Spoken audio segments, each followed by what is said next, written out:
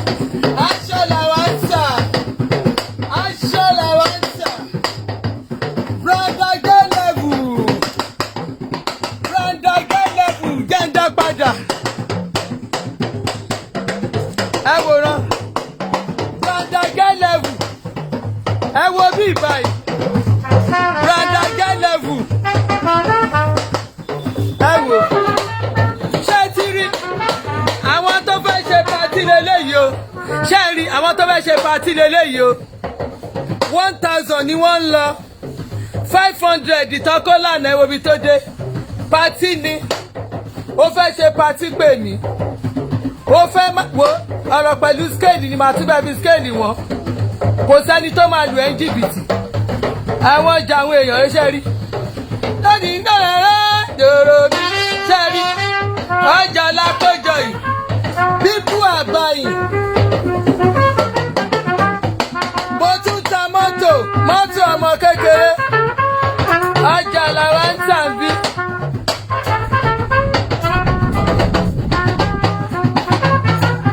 Pẹ́pẹ́ jẹ̀ a máa pẹ́pẹ́ yí pa ni.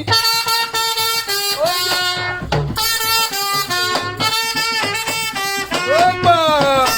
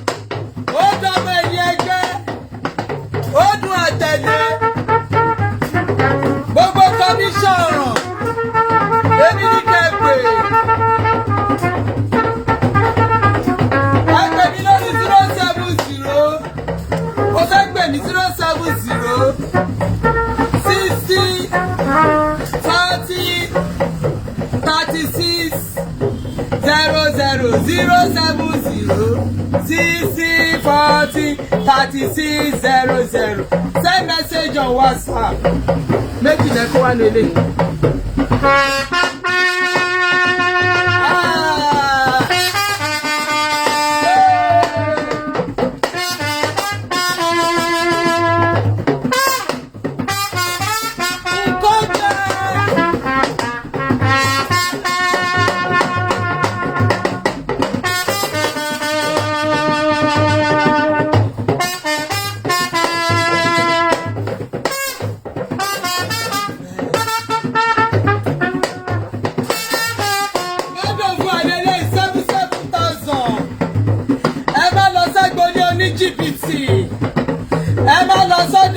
jìbìtì náà lù jìbìtì by side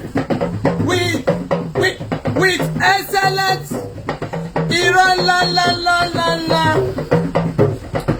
tó bá sọ̀rọ̀ jù wọ́n náà máa gbójú fámílì ẹ̀ sí gbòòrò wọ́n swobi wọ́n swobi.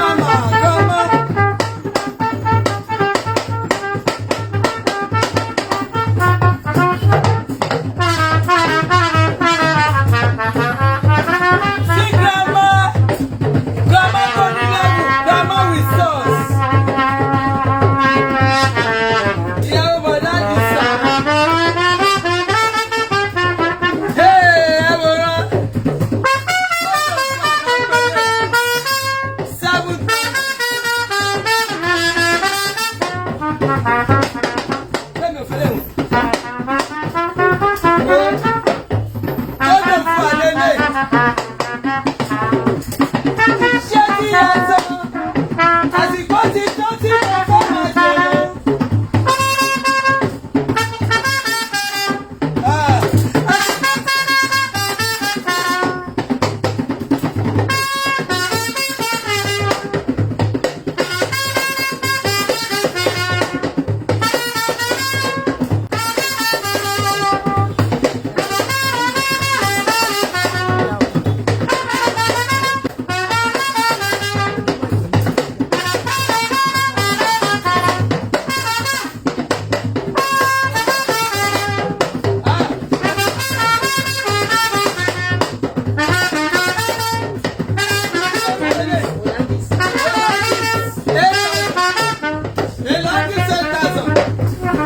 Èmi mọ̀wé láì lè sọ fún mi lẹ́ẹ̀mejì. Olandis 8,000. Láì bá ti sọ fún mi ni máa ń ṣe mistake. Olandis lele. Ẹ ṣì máa ríran wò.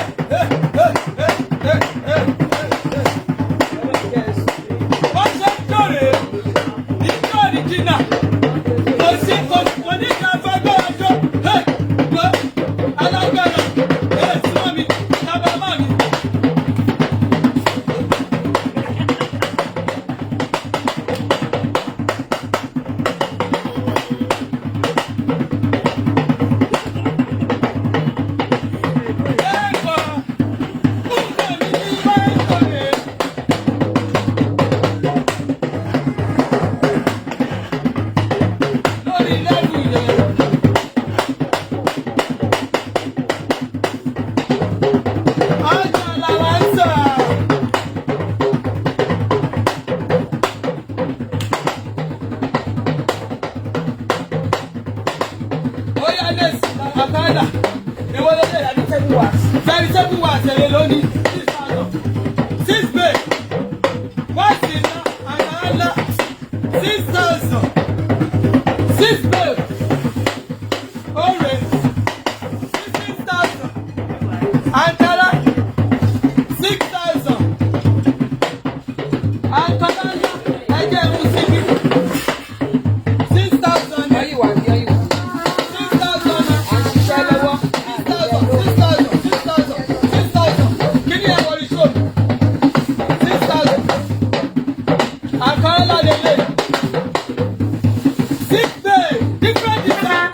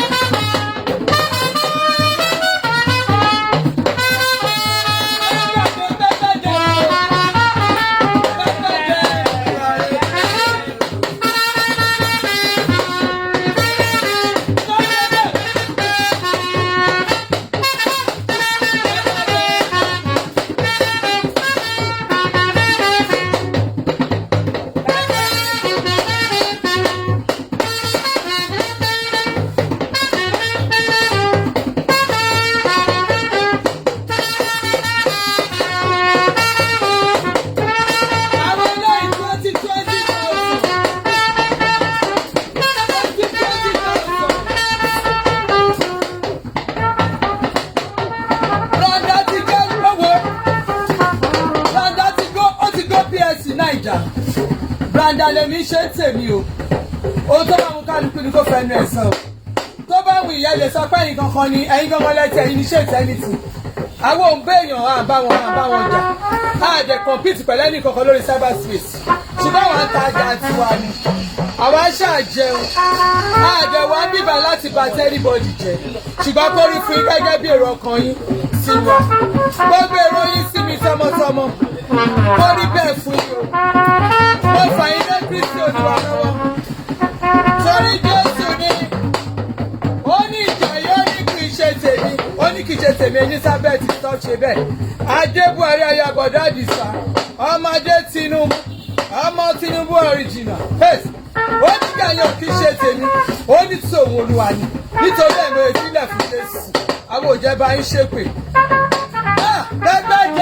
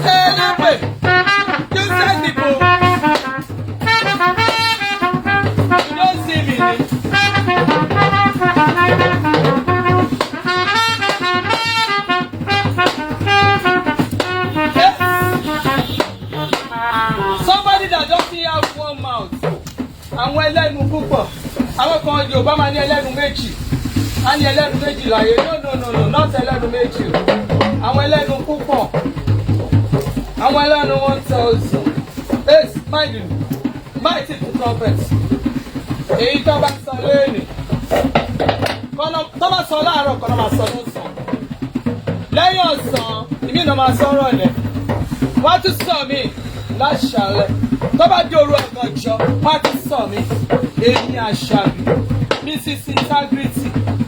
ó ní mo follow Buhari mi ò change mi ò shake bí èpè àti ọ̀rọ̀ yẹn ṣe pọ̀ sí mi ò shake o mi ò change mi ò nítorí kò sówó ń bẹ̀ mo like Buhari ni mo kàn like iṣẹ́ mo like bó ṣe ń ṣe àwọn èèyàn kan lè lọ kóra wọn jọ láti fẹ́ bàjọba ẹ̀rù èmi kàn like Buhari ni torí Mr. Integrity ni torí mi náà Mrs. Integrity àwa la dúró ìpẹ́ bọ́dá Àdìsá nìkan ló ń jẹ iṣẹ́ yẹn kò sẹ́ni tó lè sọ rí pé láti àti ọ̀rá Àdìsá ti débẹ̀ òun ti débẹ̀ rí kò sí mi tí orí tàn tẹ bá lè bá mi wẹ́ni ọjọ́ àjẹ lọ a máa fún wa ẹ máa fún ní wọ́n mi rẹ̀ bọ́dá Àdìsá ni ó nìkan ló jẹ iṣẹ́ because Mrs. Integrity ló dúró yìí láti ìgbà yẹn torí pé mo follow Buhari yẹn torí mo love nation mi torí mo like nǹkan tó ń ṣẹlẹ̀ wo awọ́ọ̀dù ló bá dé mo tún gbé awọ́ọ̀dù lẹ́nu àwọn youth Nàìjíríà ló ṣeré wọn náà wọn Occupy Progressive speaker kan ní ó nígbà táwọn youth kan tó dúró lórí láti gba ìlú ó láwọn eléyìí dúró pé no our country must not spoil because gbogbo àwọn ìlú tó ń sá lọ yẹn àwọn kan náà dúró náà jẹ́ kí ìlú yẹn kó dúró so èrè náà rè o káàtì ẹ̀gbowó táàgbà kankan ara èrè bẹ̀rẹ̀ proudly Adé Buhari ohun tó bá wì ní ká sọ ẹ wo èmi ò gbé sẹ́ràn yàn torí integrity yẹn náà èmi ò ṣe mo wá sí mo support Tinubu o ti understand mo ní mo support Tinubu mo ní mo kàn lọ́ọ̀ bàbá Tinubu yẹn mo ní mo láì Jagaba o ti mọ̀ ó mọ̀ òun yẹn Jagaba gọ̀kù mo ní Jagaba àtìyá mo náà nìkan ló lè ṣe àwọn kan wá sẹ́ pé that woman is that woman is pẹ̀lú gbogbo èpè wọn I remain unshakable I'm still standing with Tinubu kò sí nǹkan tí wọ́n fẹ́ ṣe in fact I'm loyal throughout àwọn òsì ẹ̀gbọ́ lọ́wọ́ tá a ti ẹ̀ wà ní àwọn òní ká mọ Tinubu rí o ṣùgbọ́n lọ́kọ́ńtì mi ni mo love ṣé Tinubu sọ́mi èkó ni ṣé bọ́mọ Yorùbá ni èmi love Tinubu mo like ẹ̀ mo like iṣẹ́ mo like Tinubu nígbà tí mo rí iṣẹ́ Tinubu gbà tó jẹ́ gómìnà Lagos State fúnra mi mo lọ pàjọ́ pé mo fẹ́ máa san tax mo lọ síbẹ̀ fún ara mi nígbà gbọ̀dọ̀ àdìsá aláfẹ́ máa san tax lórí àríṣẹ́ tí Tinubu ṣe ẹ tó bá ríṣẹ́ Tinubu ṣe ojú lóòdù èmi ò rán iṣẹ́ ẹ kúrọ̀pù bíbá ẹ bá kọ̀ntínú èpè yẹn èmi àrímí ọ̀ṣẹ́kẹ̀ I still stand with Tinubu and I will remain loyal throughout tí bàbá yẹn bá lóun ò ṣe ẹni tí Tinubu bá fà lẹ̀ ó lè ní máa support ṣó ti yé yín ní tó bá wì ní kẹsàn lórí level yẹn a ṣe polówó ọjà lọ dryness lélẹ̀ dryness náà wẹlé 18k ní 18k ní 18k ní eléyìí ti rẹ́rìn lọ ṣé ò ní lùlù ni èmi ò máa rírọ̀ kí ló pa ẹ̀rí ló wá rí tó báyìí ó máa rẹ́rìn dá.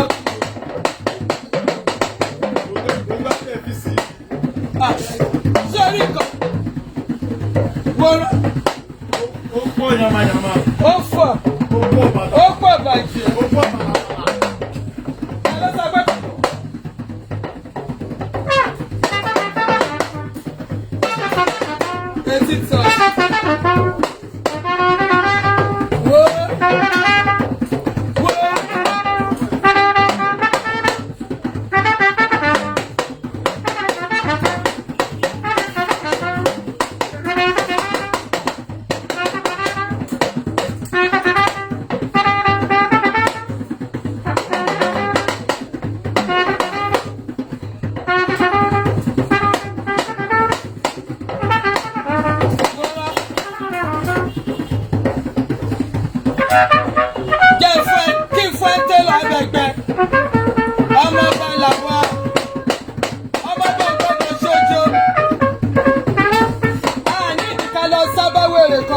Social media.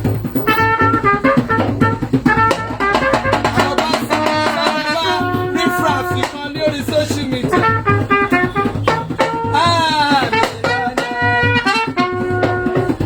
Ìyálà ìyá anybody.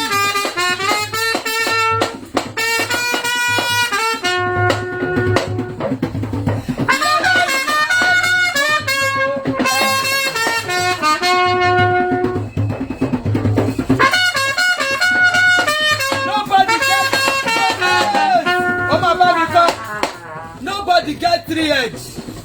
Nobody get 3 eggs, 2 eggs for this life. I mean, lórí platform wọ́n fún ẹnì kankan Mark Zuckerberg ó fún wa pé what is in your mind? Kálukú ló ní profile ẹ̀. Ìgbà tí mò ń feel tèmi mi ò kọ orúkọ anybody síbẹ̀. Orúkọ ara mi ni mo kọ síbẹ̀. Mo lo orúkọ ọkọ mi dẹ̀ lọ ara mi. A tún bí ẹ̀dẹ̀ ìpè do you have any alias? Mo dẹ̀ fi alias mi síbẹ̀. Mi ò fi alias anybody. So look at me. Hey, ìyálà ìyá anybody.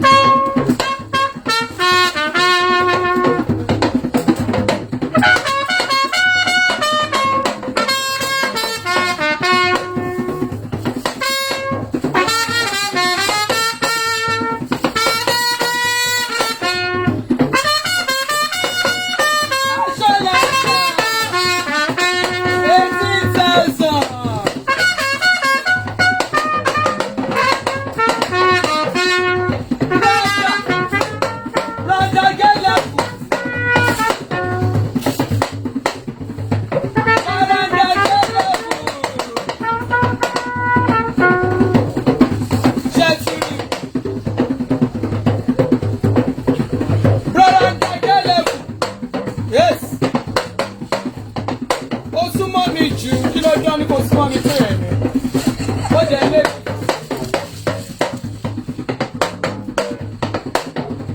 wo máníjà bẹ̀rẹ̀.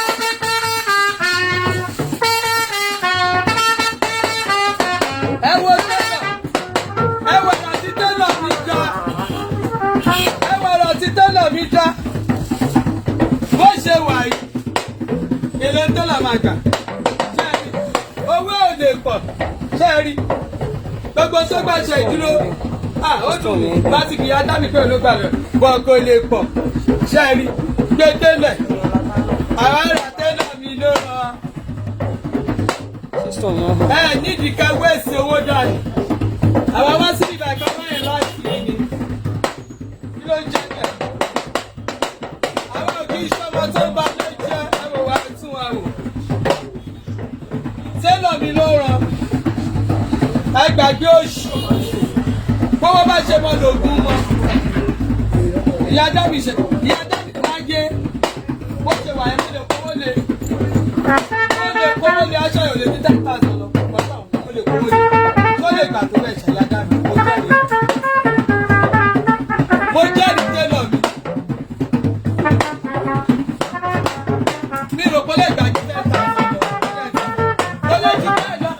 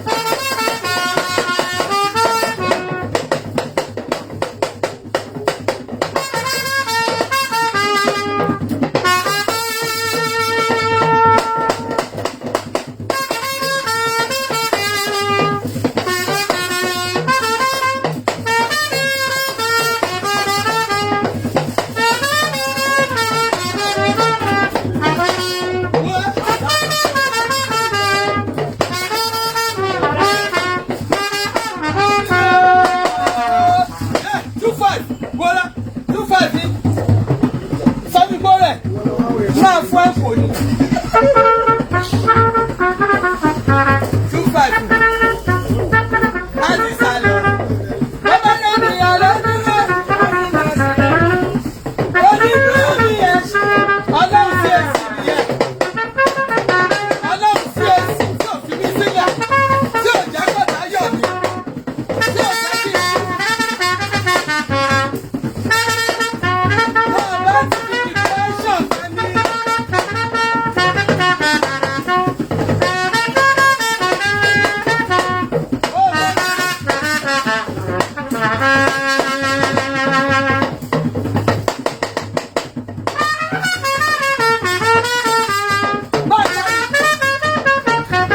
Bámi yìí,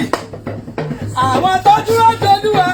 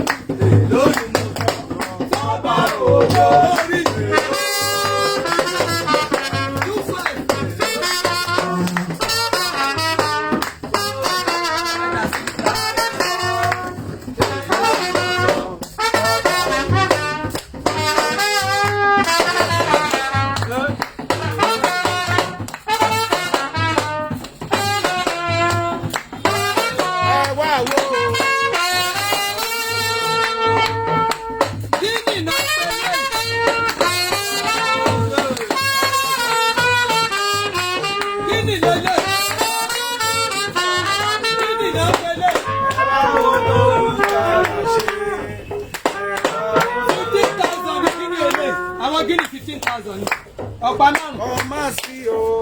Ọmọ sí. Ó ṣe tuntun láyé mi kò sọ́wọ́ dúró.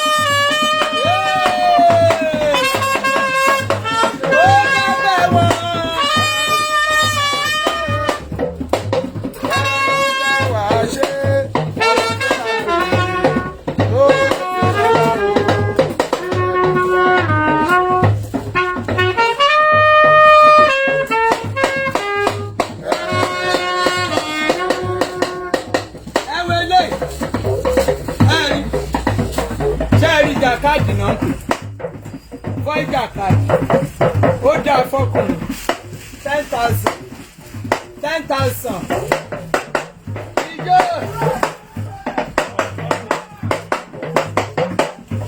àkèrè wẹ̀dà ẹlẹ́ẹ̀fẹ́ lórí ẹ̀fẹ́ ohun tí yóò lè bọ́ sí òun lè ń lọ́wọ́ lé ẹlẹ́wọ̀n títí olúwa òfin yìí ṣe àyàmọ́ òfin òògùn orílẹ̀-èdè kan. Ó yá túkọ̀ lẹ́ẹ̀kan sí.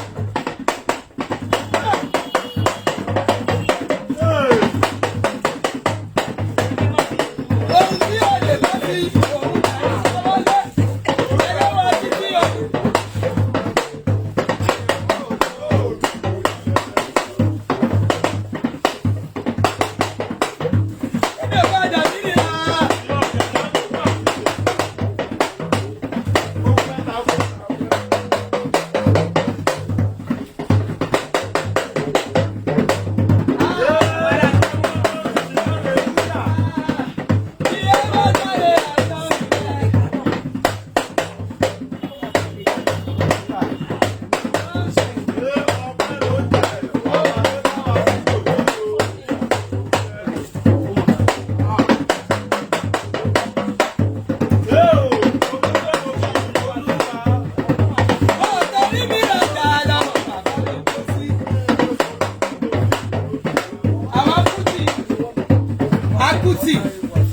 Nígbà tí kòrónà bẹ̀rẹ̀ mo sọ fún yín pé àjọ máa rẹ́yìn kòrónà ni èmi àti lórúkọ Jésù. Jésù a máa fi kòrò a fi ṣòro náà a fi ń ṣètàn báyìí torí a máa fi ṣètàn pa ni ṣé ẹ rí gbogbo ohun tó lè máa ṣẹlẹ̀ a máa fi ṣètàn pa ni ó ní bíbélì ní kìkìdí ojú wa la máa fi rí ojú wa la fi rí ẹjọ́ a máa fetí wa gbọ́ ni a máa ròyìn ohun tó dáa lórí ìlú Nàìjíríà tó fún wa ṣó ti yẹ eléyìí tẹ̀ ń wò 10,000 ni onílù mi ó rẹ̀ tì a máa jọ parí eléyìí ó rẹ̀ tì ṣé àjọ máa parí ẹ̀ ṣé àrí bó ṣe wà 10,000 ni mi ò ráyè rádaràda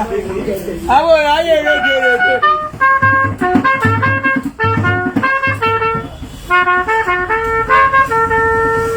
pẹ́pẹ́ dẹ̀m ni kò kàn wá pẹ́pẹ́ dẹ̀m.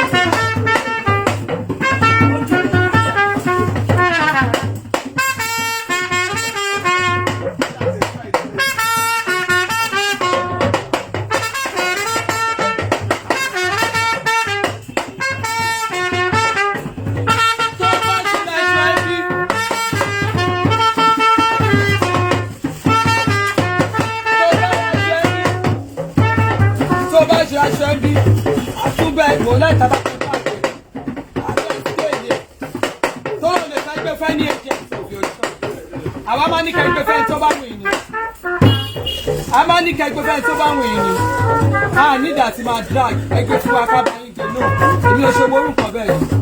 clearing and forwarding ni mo ń ṣe export náà ṣùgbọ́n mi ò drag orúkọ bẹ́ẹ̀ tẹ́ bá ti ní àwọn tẹ́ ẹ tẹ́ ìpéyẹ fún támáràjà lọ́rùn máa sọ fún yín tẹ́ bá lẹ́ni tẹ́ pèfà tẹ́ bá ní madam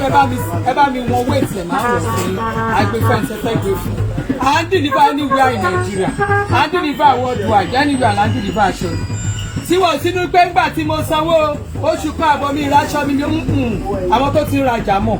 lẹ́sẹ̀kẹsẹ̀ ni tábà ti gbàṣọ fún wa ẹ máa gba ẹ̀rọ kan lọ́wọ́ wa àwọn tó ti ra jewelry lóríṣiríṣi mo sọ fún pé mi ò lè kóró jewelry mi ì lè gbé síta kí n máa ṣe báyìí báyìí bí jewelry ẹ̀yin tẹ̀ ọ̀dà ẹ lọ sórí péjì kẹ́ lọ máa ọ̀dà ẹ lọ sórí Ọbánlá Adébùhárí Elizabeth Ọbánlá Adébùhárí Elizabeth ibẹ̀ ni péjì mi ní Facebook ẹ̀yin tẹ́ wà lórí YouTube yẹn ẹ lọ sórí Ọbánlá Adébùhárí Elizabeth ẹ bá lọ síbẹ̀ ẹ máa ní àwọn post mi lóríṣiríṣi jewelry wà bẹ́ẹ̀ lóríṣiríṣi orí status ibi tí mo ti ṣe kiri ẹ máa rí ẹ̀yin tẹ́ bá jẹ̀gẹ́ lórí WhatsApp mi ni ẹ save mi ẹni kí n ẹ sọ fún mi ká ní pé kí n háàdì yín tí bá ti háàdì yín ẹ máa rí oríṣiríṣi nǹkan tá a ní bẹ̀ ẹ dáhùn èèyàn lówó ẹ máa wọ ẹ dáhùn èèyàn bẹ̀ ṣe ti rí nǹkan tá a ní lélẹ̀ ṣe ti rí eléyìí 2,500 eléyìí 10,000 lélẹ̀ lóríṣiríṣi ó là ń tà ṣé fi yé ojú òní tì yín bí òní wá tì ṣùgbọ́n bí mo ṣe wà yìí lọ́wọ́ tá a wà yìí oríṣiríṣi nǹkan mò ń tà ṣe rí ṣíbí ọbẹ̀ lélẹ̀ ṣéǹjì ṣíbí ọbẹ̀ àwọn òrè sẹ́ẹ̀tì kan lélẹ̀ ẹ ṣéǹjì ẹ̀ ara kan tí mò ń tà ní tó bá fẹ́ o fẹ́ ṣe gíftì o fẹ́ fáwọn èèyàn ní gíftì sọ fún mi máa bẹ wò ó ṣe ti rí òun rèé mo ní wọn lóríṣiríṣi nǹkan ni títí bí díẹ̀ oríṣiríṣi nǹkan lèmi ń tà mo ń ta gift items mo ń ta aṣọ mo ń ta bàtà mo ń ta oríṣiríṣi nǹkan lórúkọ Jésù ojú òní tí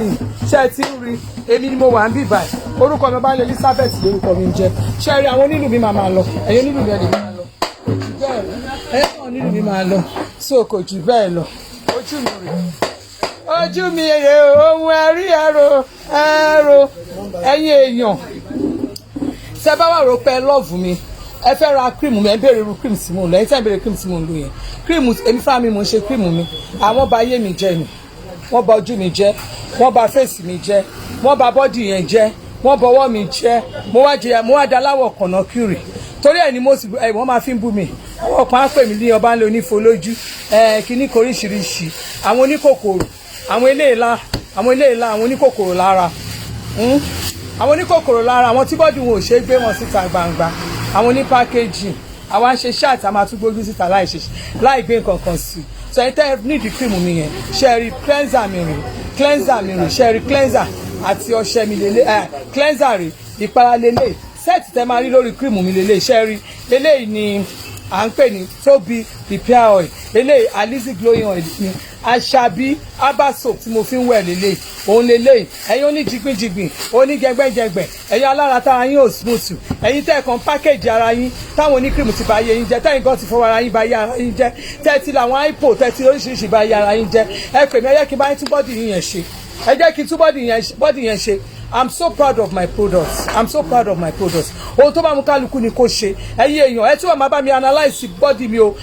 Ẹ bá mi analyse ara mi dáadáa. Bẹ́ẹ̀ ṣe analyse mi yẹn táwọn èèyàn wá tán rí mi. Everybody àwọn èèyàn mọ̀. In fact, I'm so happy, I'm so grateful. Ibi tẹ́sí mi dé, ó yá. Mẹ́mọ̀ pé mo lè débẹ̀ o. Mo yan lógo. Mo yan Ọlọ́run lógo. Ibi tẹ́sí mi dé. Èébú di beauty, èébú sexy, èébú yàtọ̀,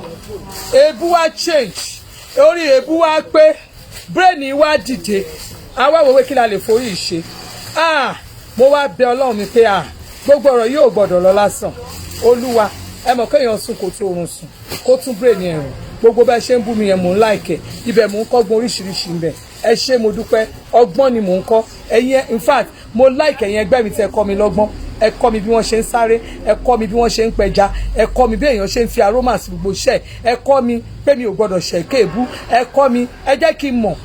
mo dúpẹ́ gidi gan, mo ti ara yín yin Ọlọ́run, mo ti ara yín mo fi sin Ọlọ́run, mo dúpẹ́ fún oore tẹ́ ẹ ṣe fún mi iṣẹ́ rí nínú àwọn sẹ́ẹ̀tì kírìmù mi lélẹ̀ jigbíjigbì onígbẹ̀dẹ̀gbẹ̀dẹ̀ ẹ̀yin tẹ́ gbogbo ara yín ò dá yẹn ẹ̀yin tẹ́ ń package tó jẹ́ pé ṣèdí lóyìnbó ló ń fún yín ní ara tó dáa ẹ jọ nítorí Ọlọ́run Nàìjíríà làwọn wà ń bí o àti jóǹtà lé ní dáadáa àná mo ṣe ṣáàtì lánàá tó tẹ̀ jẹ́ pé kọ́lé èèyàn dúdú mo mú wá ní náà pẹ̀lú náà ojú ara mi ò tún change mi ò tún ugly ẹ jọ ẹ ṣe mo dúpẹ́ ẹ wò ẹ béèrè fún jigbíjigbì jẹgbẹ́jẹgbẹ́ ẹ yé pákéjì bọ́dì yẹn mọ́ èyí tẹ́ pákéjì ẹ̀ tó eléyìí ojú bọ̀dá àdìsá lélẹ̀ ẹ wò ó dáa fún ojú àti ọrùn ṣùgbọ́n nǹkan tó ṣẹlẹ̀ ní pé o lè má bá mi ra kírìmù rí kó sọ fún mi pé kí n fún ẹ ní kírìmù kan mi ò ní fún ẹ sórí eléyìí bọ́dì ẹ wò tímí scrub yìí ó ń ṣe yàtì gbogbo ara ẹ gbogbo pàlàpàlà abẹ́ gbogbo ẹ̀yin tọ́yàn gbogbo ayé ọbọ yín ọyàn yín ti dí pẹ̀tà ẹ̀yin gbogbo ara yín ti dí pẹ̀tà ara yín rùn gbogbo ẹ̀yin tó jẹ́ pé gbogbo èrí ti kún gbogbo ara yín gbogbo ẹ̀ lo scrub mi kẹ́ fi ṣí ṣó ti yé yín ẹ máa rí eléyìí ní méjì ló wà ń bẹ̀ ṣe rí face cream lélẹ̀ face cream mi máa ń sọ fẹ́ ẹ mọ̀ fẹ́ ìtẹ̀rà máa sọ pé ẹ má kọ́kọ́ lo face cream ẹ má ìfọwọ́kàn face cream after 10 days ẹ máa bẹ̀rẹ̀ sí lo face cream tèmi bẹ́ẹ̀ mi ṣe tèmi nìyẹn oníkálukú ló mọ bó ṣe package nǹkan ẹ̀ so o lè kọ́kọ́ ra cream lọ madam ojú mi ni mo fẹ́ treat tó bá rí pé o lágbára àti ra cream mi lọ síbòmí jẹ́ kán tún ojú ẹ̀ dá bó ṣe tún ojú ẹ̀dá tó sọ di mascara tó sọ di eégún tó jẹ́ pé ọ̀bí tó bá wọlé báyìí ìyá wọlé ọmọ bú ẹkún àwọn ọmọ kéékèèké ò lè rí ẹ grandma ojú yín ti bàjẹ́ ìwọ tó bá rí pé o proud of your mom ìgbà kan àwọn ọmọ mi ò proud of me eléyìí lè máa ojú lógelele ó lè máa fi ẹ wò ní síta ti wà nù sọ́mà ẹ kàn ra fi sí abẹ́ ẹ fi pa ojú yóò tán ẹ ń lọ sẹ́niwé àtibáwìn ni ìwọ grandma tó jẹ́ pé àwọn ọmọ ò proud of you ẹ̀yin kan kò tẹ̀ tí di grandma boss àwọn ọmọ yóò lè fọ́ sọ̀yà pé that's my mom torí Ọlọ́run tẹ́ bá fẹ́ ṣòkú ẹbí ẹ fẹ́ ṣòkú ẹbí inú ẹbí yín ẹ mọ bẹ́ẹ̀ ṣe ń dáwọ́ aṣọ ẹ dáwọ́ gbogbo ẹ ra màálù ẹ ra gbogbo ẹ ó lè pè pàdé mọ̀lẹ́bí ẹ̀yin ọmọ yẹn pè pàdé mọ̀lẹ́bí lórí ìyá yín ojú yẹn yín gan náà ẹ mọ̀ pé ẹ lè proud of her ẹlòmíì á pè mí á ní I want my wife láti mọ́mì mi kan lo cream we want your mom tó kó look beautiful let me tell you èmi náà ti ṣéèmù àwọn ọmọ mi rí àwọn ọmọ mi mo ti ṣéèmù wọn tó jẹ́ pé àwọn ọmọ mi bá wọn máa sọ mọ́mì ẹ lo ẹ̀ẹ́dẹ̀kú powder àní wọ́n tún wọn bá mi wá make up artist iṣẹ́ mọ̀ nígbà tó jẹ́ pé ojú yẹn ti ṣéèmù dẹ́fù wọn ó ń ṣéèmù dẹ́fù wọn lọ́wọ́ dẹ́fù àwọn ọmọ mi ló ń ṣéèmù ọmọ mi ojú máa tì wọ́n but now they are proud of me ẹ̀yin náà ẹ dáwọ́ ẹbí ẹ má dìgbà tí ìyá yẹn bá kú tá a máa dáwọ́ màálù jọ ẹ̀yin náà ẹ proud of your mom o lè gbé yẹn sórí dp ẹ ra cream fún yẹn cream tèmi wọn torí pure organic ni àwọn tó rà gan mọ̀ tẹ́ bá ti ń gbé cream mi símú ẹ ti máa pàṣẹ ìfodò ẹ̀ èmi yàtọ̀ sáwọn tó ń po ipo tó ń po yàmàyàmà fún yín cream tèmi yàtọ̀ ó dẹ̀ ó máa bá yín ṣìkì níyẹn wẹ́rẹ́wẹ́rẹ́ tó bá máa lo cream láàrin 2 weeks wá ti yin Ọlọ́run lógo wà á ti máa kọrin pé nínú ṣọ́ọ̀ṣì gan láì ṣe pé wọ́n pẹ̀ pé kò gbé máìkì wọ́n máa fẹ́ sọ pé ẹ bá mi yin Olúwa lógo kò ń ṣe pé Ọlọ́run ṣe oore kan ojú ẹ̀ tó ṣì yẹn ojú tó ṣe é fi yangàn yẹn náà ló ń ṣàkọlé lórí ṣó ti yẹ pè mí kó o pè mí lórí cream mi kó bá mi sọ̀rọ̀ lórí cream mi kó jẹ́ kí n mọ̀ pé yes o need the cream ẹ̀yin ọmọ yẹn help àwọn ọmọ mi yín ìtẹ́ owó ẹran dúlé alẹ́ ń wá kiri sí owó kíní kan owó aṣọ Christmas owó gbọ́ owó àwòlẹ́ máa wá ṣùgbọ́n ẹ̀ ní rántí pé màmá tẹ̀ ń wá owó lórí ẹ̀yẹn bọ́dì yẹn ń ṣèmú wọn torí ọlọ́run bẹ̀yìn ni help mọ́mí yín dádì help wife yẹn ẹ̀yin obìnrin kan ọkọ yín ti kọ̀ yín lẹ̀ ẹ̀yin lè máa lọ tí yín mo ti ṣe tán ẹ lè máa lọ ya free to go ẹ̀yin kan ọkọ yín ti kọ̀ yín lẹ̀ nítorí bọ́dì yín ẹ̀ ń ṣèmú ẹ wo ojú ẹ̀yin obìnrin kan ò ṣe é wò ẹ ti ń ṣèmú àwọn alágbolé nígbà tó bá yẹ òde tó bá yẹ kó o lọ òde tó bá yẹ kó o lọ tó jẹ́ kó o mọ̀ pé wọ́n ló yẹ kó o lọ gẹ́gẹ́ bí ìyáálé ìwọ gangan ló yẹ kó o lọ sóde yẹn ṣùgbọ́n ọkọ ẹ á wòó pé ta ló mú un lọ síta àwa máa sọ fún ẹ nǹkan tó fi fẹ́ ìyàwó lé ẹnì kọ̀ọ̀kan lórí inú yín nìyẹn wọ́n á fẹ́ ìyàwó lé yín lójijì nígbà tó bá jẹ́ pé ẹ̀yin gan ojú yín ti bàjẹ́ ọkọ yín kò ṣe pé wọ́n kọ yín láti lọ fẹ́ ìyàwó lé yín but ẹ má jẹ́ ntàn yín ẹ ti ń ṣèmú dẹ́fọ́ ẹ ti ń ṣèmú ju ọkọ yín ò lè mú yín jáde torí pé ojú yẹn ò ṣe é wò ẹ máa kun àtíkè níbi gàrẹ́tà makeup artist tó ṣe makeup fún mi lẹ́ni nísìn ọmọ yẹn iṣẹ́ ò pọ̀ ọmọ yẹn ní mọ́mí I'm so proud of you so gbogbo ẹ̀yin tẹ́ ẹ wà ní sáìdì ìpájà àyọ̀bọ̀ side ọmọ tí wọ́n ṣe makeup fún mi ìpájà àyọ̀bọ̀ ló wà ìpájà àyọ̀bọ̀ ni ọmọ makeup artist mi wà ẹ jẹ́ kí n fún yín ní nọ́mbà ẹ̀ ọmọ tí wọ́n ṣe makeup fún mi ìpájà àyọ̀bọ̀ ló wà mo kàn decide láti help ọmọ yẹn mo ní máa help ẹ torí èmi máa ń like àwọn youth mo like ọmọ Nàìjíríà sàn fi ara wọn ẹ tell one good thing about this lady ngbà ọmọ yẹn mọ̀ pé mò ń ṣọ́ wọn ọkọ ẹ̀ bá pè ó ní adé mi orí mi dẹ̀ wà wú mo ní yé irú àwọn ọmọ tèmi máa ń like rè ó ní adé mi ẹ jọ̀ọ́ ẹ bá mi fún wọn ní kọ́kọ́rọ́ yẹn ẹ jọ̀ọ́ I love you ẹ ṣé mo ní ẹ̀dẹ̀ wá ń sọ àwọn ọmọ kan wà tó jẹ́ pé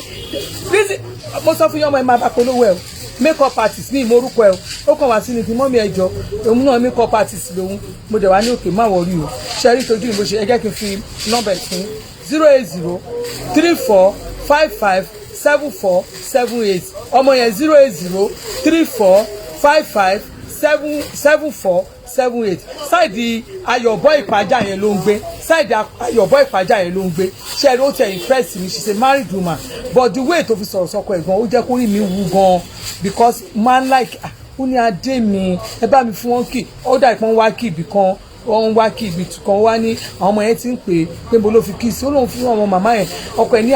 màmá yẹn ó dà pé màmá yẹn sónú máa wà ń bẹ́ẹ̀ ó dẹ̀ fi pẹ̀lẹ́pẹ̀lẹ́ bá ọkọ ẹ̀ sọ̀rọ̀ ìwọ ọmọ ní makeup artist ayé ẹ̀ máa da ìyí tó wá ṣe fẹ́mi lójú ìlé ìtorí gbà yẹn ló máa sẹ́ pé kínní ó máa sanwó mọ́tò ẹ̀ but tó wá ṣe fẹ́mi home delivery tó ṣe home service I mean tó ṣe fẹ́mi níbi tí mo gbé wáyé nínú ṣọ́ọ̀bù mi ló ti ṣe fún mi ní tí ọmọ yẹn ṣe fún bóyá mo ṣe wà yìí tó gbé mi dúró báyìí 5,000 ló gbà lọ́wọ́ mi 5,000 ni so ohun tó bá wùn ní kẹsàn 5,000 ni makeup artist 5,000 ló gbà so ojú yẹn máa ta sánsán torí mo lọ gba awọ́ọ̀dù a gbọ́dọ̀ ṣe ojú kójú yẹn kó ṣe dáadáa torí àwọn ọmọ tí mo bá ń bẹ̀ yẹn ọmọ yẹn pọ̀ gan àná wá láti north ẹni tó wá láti Enugu ẹni tó wá láti Enugu ẹni tó wá láti Kaduna àwọn ọmọ Kano àwọn ọmọ Hausa tẹ bá rí ọmọ pọ́n ìwà bẹ́ẹ̀ àwọn ọmọ Yíbò I was so impressed pé sa ọmọ yẹn wọ́n Nàìjíríà náà wọ́n preach sí wọn ẹ̀rọ pé mi gan ìyá Nàìjíríà so wọ́n invite mi ni tó sọ fún mi pé àmọ́ mi ẹ gbọ́dọ̀ wá sí ibẹ̀ yẹn mo ní èmi ò lè wá àṣẹ báwọn youth ní ṣe rí èmi tí ẹ ti kọ́kọ́ wò pé ibẹ̀ yẹn òkè kìíní kan bí mo fẹ́ lọ ṣe ń bẹ̀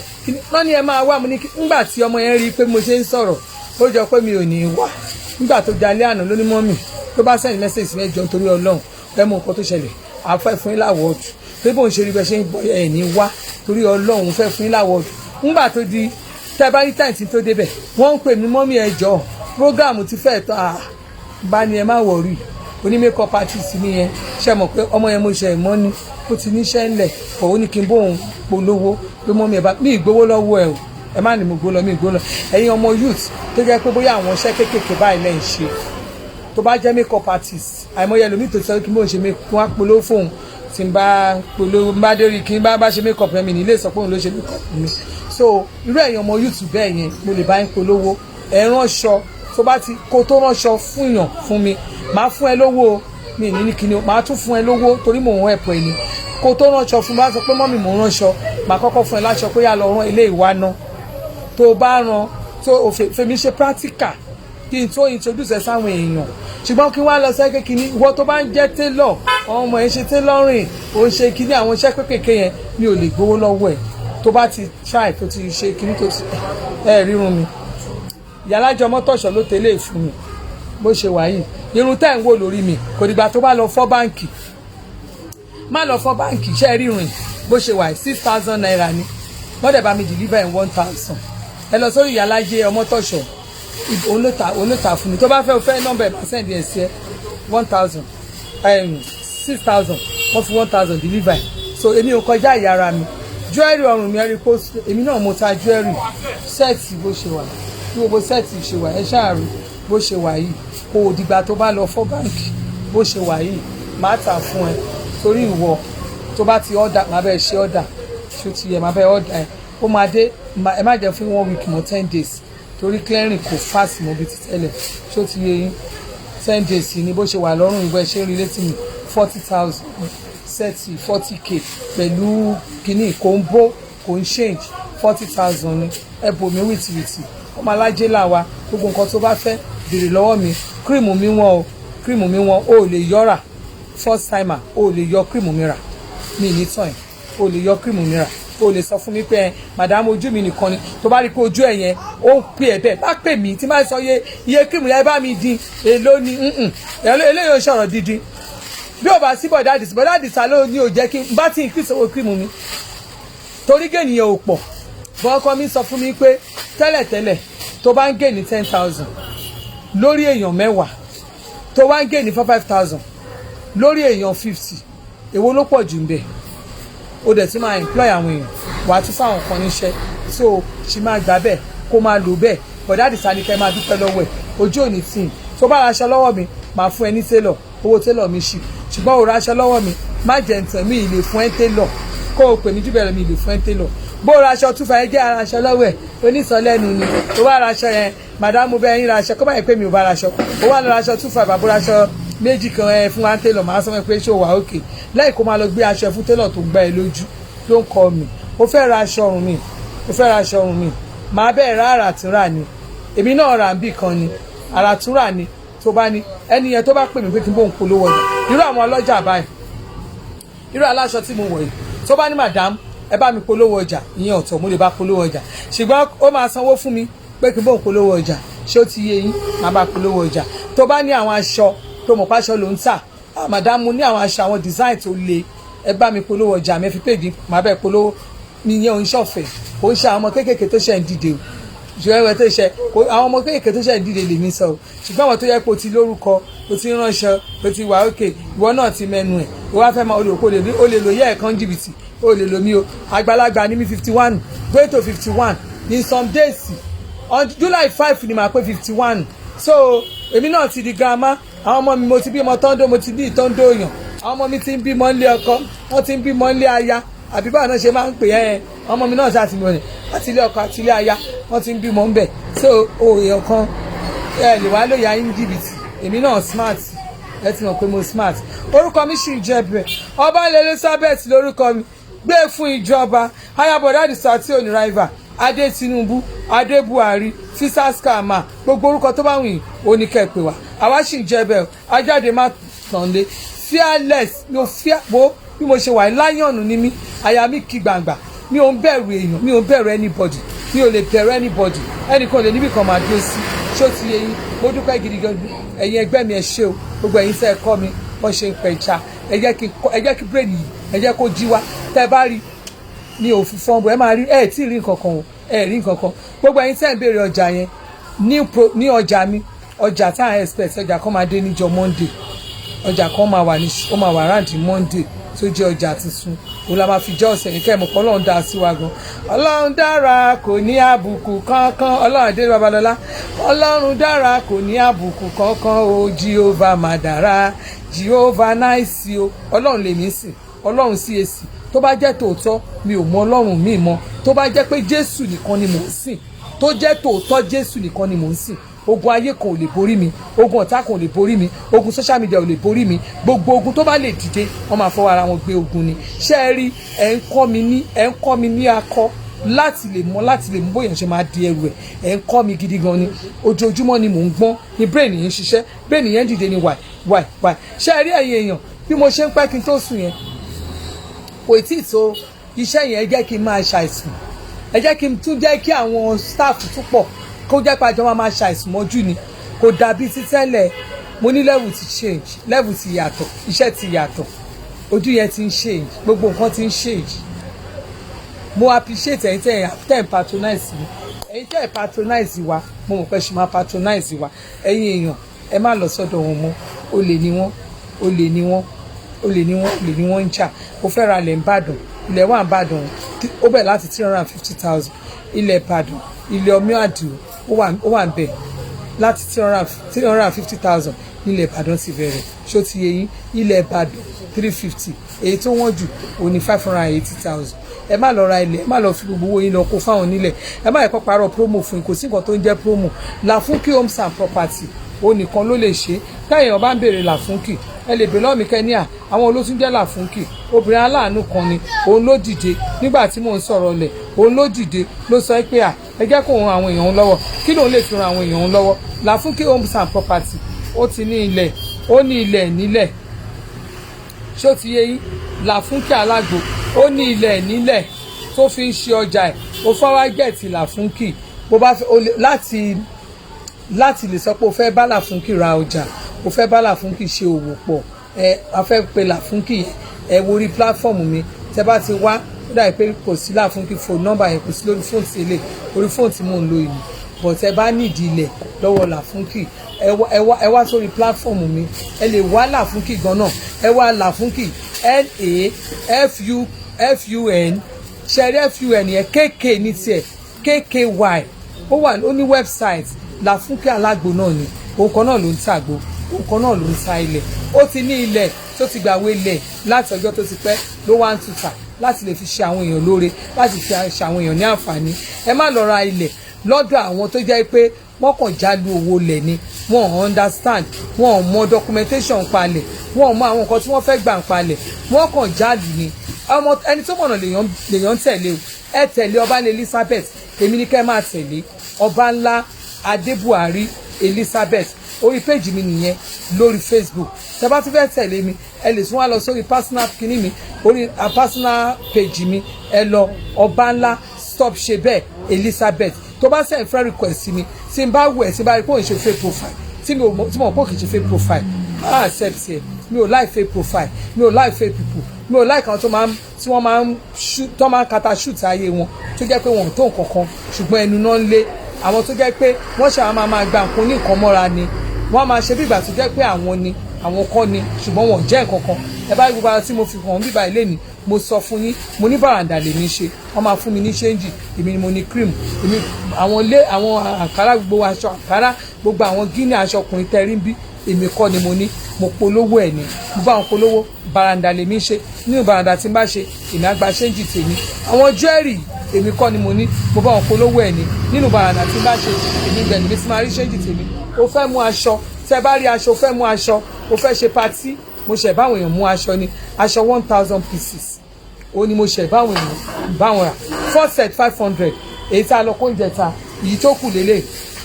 another 500 ó mà 1,000 òun la book táyà bá fẹ́ ṣe patí èyí tó jẹ́ pé ẹ̀rí àǹkárá tá a mú lélẹ̀ àǹkárá àwọn ní patí ni tẹ́ bá fẹ́ rà ṣó ti yẹ àǹkárá yẹn bó ṣe wà yìí 2,500 ni tó bá fẹ́ rà 2,500 ni àǹkárá yìí tó bá fẹ́ mu ní patí màá tún di ẹ lówó nínú ẹ ṣùgbọ́n ẹlẹ́yọ ẹyọ 225 ẹ̀yin èèyàn nígbà tí a bá fẹ́ ṣe patí aṣọ yẹn wá pé ojú bíi 15 ẹ panupọ̀ nù fámìlì ẹ ra aṣọ ojú kan náà tẹ bá fẹ́ ojú kan náà aṣọ àbáyín kojú ẹ gẹ́ẹ̀tì aṣọ yẹn tó bá dìgbà tẹ bá nìdí ẹ ní tó máa inflate price ká nítorí pé tí ń béèrè yẹn ká láṣọ tí wọ́n ká tún fowó sí i àwọn òkè ṣerú ẹ àwọn ìṣe aláṣọ ọ̀dájú aṣọ patí yẹn á unique á jẹ aṣọ patí ojú kan náà ni gbogbo yín máa mú à ń ṣe yẹn fáwọn èèyàn torí náà ẹ̀yin èèyàn ẹ pè mí lórí 070 60 40 36 00 gbogbo alámàgbẹ̀yìn arúgbó wa gbogbo ẹ̀ẹ́dẹ̀ ní gbèsàjò lágbára ọlọ́run gbogbo ẹ̀yin tẹ́ ń fẹ́ mi gbogbo ẹ̀yin tẹ́ ń gbàdúrà fún mi gbogbo ẹ̀yin tẹ́ ń nífẹ̀ẹ́ mi ọlọ́run á nífẹ̀ẹ́ yín ayé yín ò ní dó sójú kan náà ìdààmú ò ní wọnú ayé yín ẹ ní wọ́wọ́ sí o gbogbo ẹ̀yin tẹ́ wà nàìjíríà pápá ẹ̀yin tẹ́ ń ra kírìmù mi lórúkọ jésù ojú òní sí i gbogbo ẹ̀yin fáǹsì mi tẹ́ lọ́ọ̀fù mi one way or the other ọlọ́run á bá mi wà pẹ̀lú yín ìdààmú ò ní wọnú ayé yín mo sì wà bẹ́ẹ̀ o I remain loyal I love you gbogbo ohun tẹ́ bá fẹ́ tà ẹ pè mí Baranda lèmi ṣe Baranda PLC Baranda get level Baranda with difference Baranda with class ẹ̀rí pé nílùú ló wá lé ní tọ́wọ́ ó lè dín lọ́la ká tún gbé ara mi yọ ọlọ́tọ̀ ní tòun ọ̀tọ̀ àwa láti bẹ́ anybody compete lórí social media ayé tiwa la wá ayé aláyé àdẹ̀fẹ̀yìntì anybody àfẹ̀yìntì ìyá kan àfẹ̀yìntì bàbá kan lórí social media ṣùgbọ́n àfẹ̀yìntì ọlọ́run nìkan ṣoṣo mo fi ẹ̀yìn tèmi mo fẹ̀yìn mi ti jésù mo fi ẹ̀yìn mi báyìí mo fẹ̀yìn mi rọ àgbélébù jésù nìkan mo gbójúlé so kò sí ogun ayé kan nobody tó lè intimidate me nobody tó lè harass me nothing tó lè shake me lórí social media nítorí pé already èmi gan ti mẹ́nu ẹ̀ mo ti ń gbó lórí YouTube mo ń gbó lórí social media náà mo dẹ̀ tún sọ táàsì ń bẹ̀ abẹ́ẹ̀rí Google ni wọ́n ní mo submit kí ni táàsì mi síbẹ̀ so ìjọba Nàìjíríà ń gbówó lórí mi bóyá Lagos State náà dẹ̀ ń gbà àwọn náà ń gbówó lórí mi lórí Google so I'm a blogger this is a business it's my business ṣé o ti yẹ yín ìwọ tọrọ mi ò bá tí ò bá pay yàgò fún mi má kì í mọ́ I don't keep bloody care torí òsàn bills ni èmi go attach am anybody I'm not ready to attach myself with anybody so stay clear stay on your lane let me stay on my lane this is my business this is the business it's a business pure business on its own so stay on your lane water madam má bẹ̀rù àti tó bá bẹ̀rù sí sẹ́yìn so ojú òní sí I love you happy weekend àkú ìsinmi ọ̀sẹ̀ lórúkọ Jésù ojú òní tèmi àsí mo sì ń jẹ́ bẹ́ẹ̀ yín tẹ́ bá bẹ̀rẹ̀ ṣọ́ọ̀bù mi number 140 Ìpájà road Agbọ́tikúyọ̀ bus stop ẹ̀yin èèyàn ẹ fáìn wé yín di Agége anywhere tẹ́ bá ti dé tẹ́ bá ti ń bọ̀ ẹ ṣáà fáìn wé yín di Agége tẹ́ bá ti dé Agége ẹ sọ fún anybody pé Agbọ́tikúyọ̀ lẹ́ ń lọ Agbọ́tikúyọ̀ ò pé méjì ẹ má wulẹ̀ yìí tẹ́ máa pè mí ẹ̀yin ẹlòmíì tán ẹ má máa fún àwọn èèyàn ládírẹ́sì àwọn èèyàn tẹ́ fún ládírẹ́sì ẹ̀ wọ́n á tún máa pèèyàn pípé èèyàn máa ń níyàn lára ó dẹ̀ máa ń bá ìkanra dé ń gbà mí èmi ò dẹ̀ fẹ́ kí n máa kanra máwọn customers mi so nǹkan tí mo fẹ́ kẹ́ ṣe fún mi tẹ́ bá ti ẹ fáìn wé yìí dé Agége anywhere ní Agége ẹ sọ pé ẹ lọ sí Agbọ́tikúyọ̀ tẹ́ bá ti dé Agbọ́tikúyọ̀ bus stop ẹ gbé ojú yín sókè ẹ ti rí kíní ilé epo kan bẹ̀ wheel oil yẹn gangan